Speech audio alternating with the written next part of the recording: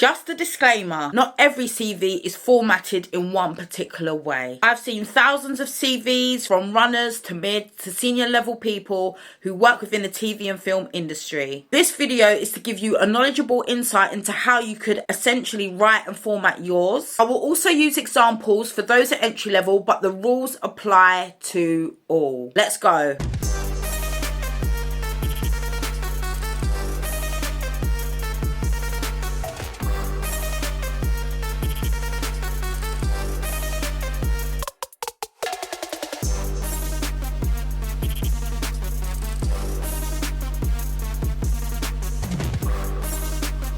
Hi my loves, it's Georgina Bobb here. I am an award-winning creative careers coach and educator. I have 15 years of experience working within television, predominantly within production management. I started my career within the industry running on music promos, then I worked my way up in television from runner to production assistant, production secretary, production coordinator, and now more recently production manager. I have also production managed various television programs for broadcasters such as the BBC, ITV and Channel 4. Today's video is all about how to write a CV for TV or film. When first starting out, it can be very difficult to really work out how to write a CV effectively for you to get a job. Well, I'm here to help you do that. This video will give you the tips and tricks to ensure that you're writing and structuring your CV accordingly. From detailing your mission statement to writing out your work experiences, I have you covered. Think of your CV as the most important document known to man.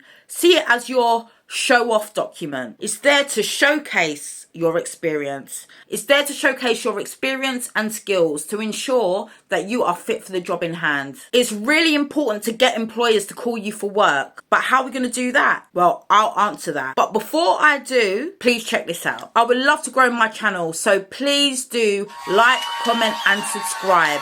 I really appreciate it. And also share if you find this content useful. On my website, georginabobb.tv, I have 2 useful downloadables all about how you can kickstart your career within the industry. Breaking into the Biz, a guide to the production careers in the UK. And I also have the Ultimate Job Hunt resource, which includes 80 links, including Facebook groups and WhatsApp groups, as well as careers and jobs boards that you can apply to jobs directly and also network and connect with other industry professionals. As well as that, you can showcase your availability for work with your new CV and cover letter. To download these useful PDFs, I would recommend you go to my website and subscribe for job alerts and the mailing list. Once you've done that, please comment down below. I also provide career support on a monthly basis and also one-to-one.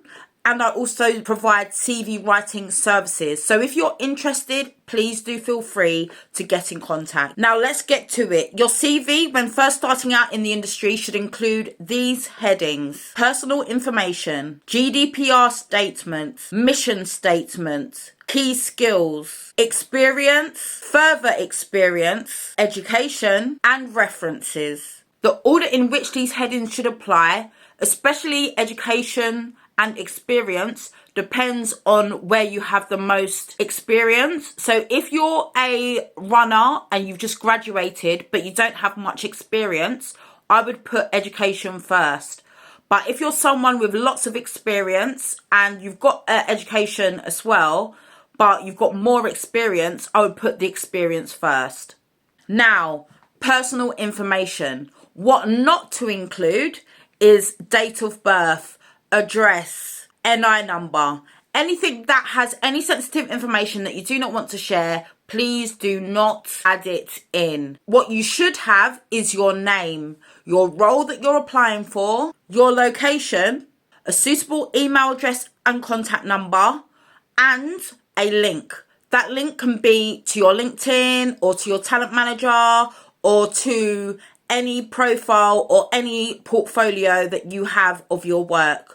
This isn't a necessity, but it can be useful. GDPR statement. A GDPR statement is just a line giving the holder permission to view and share your CV. So you would literally write something like, I give you permission to view and share my CV for recruiting purposes. That is sufficient enough. Now, mission statement. I always say it should be 3 to 5 lines, really detailing and summarising who you are and what you've done and what you can do and what you hope to achieve in your next role, okay? So you really should be writing professionally and also confidently, showcasing your skills. So you should think about who you are, the role you're applying for, what companies you have worked for, or failing that, what qualifications you have. Ask yourself this question: what is your immediate goal within the TV and film industry? And what makes you the best person to achieve that goal? Try to summarize your passion and your experience within the industry by highlighting your skills. Now, key skills. These are very, very important as it highlights the actual skills that you have and how they fit for the job at hand. You need to write down and bullet point all of your skills that you have accomplished or that you have received or learned on the job or learnt from your university. Whatever skills you have, try and think, write them down and detail them as much as possible. Experience. This section is to be as detailed as possible. If you've worked on any projects while studying, or if you've worked on any projects with a friend or a friend of a friend and you've helped out, these all count, okay? Ideally, your experience should have the following format: role, company, project, dates, description. Now, the description can be bullet points or paragraphs, but you should be able to detail exactly what you did on that specific role.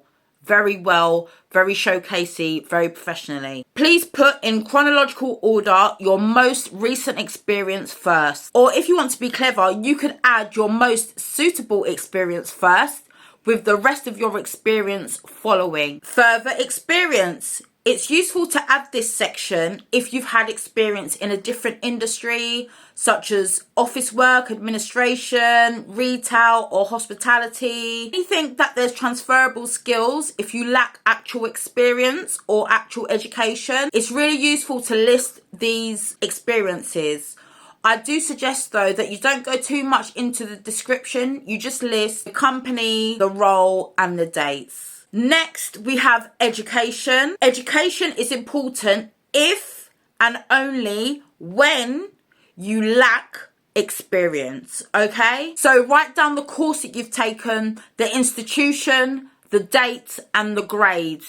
If you lack experience in your CV, what I recommend you do is really write out what you learned on your course, what projects you was a part of, what you specifically achieved, because then it highlights to the employer what you're capable of doing and where your skills match or fit. An example of this is if you was applying for a runner role and you've got lots of education on your CV but not much experience, you could really detail your degree. Just say it was in filmmaking, degree in filmmaking at the institution. Then you detail what you learned, what you did, what projects you worked on. So just make sure that you're describing and you're really going to town on what you've learned and what you've achieved in your university degree. And last but certainly not least, references. It's always good to have 2 references, one preferably from a latest employer or an employer that you've worked with, and another one from education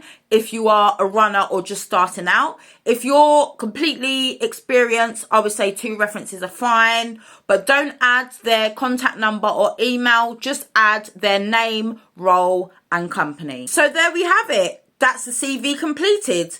We've explored all the different ways that you can write your CV and also the structure of a CV format. I hope you found that useful. Just to summarise, the headings that a CV should include are personal information, GDPR statement, mission statement, key skills, experience, further experience, education, and references. Remember my website, georginabobb.tv. You can subscribe and register for job alerts, okay? I do CV writing and cover letter writing, and I also do have career support for you, okay? And that is all personalised and it's all on a one-to-one basis so that you can get the most out of it. I'll also put links into the description box below, and I'll see you in the next video. Remember to subscribe, like, comment, share. Thank you for watching, and I'll see you in the next video.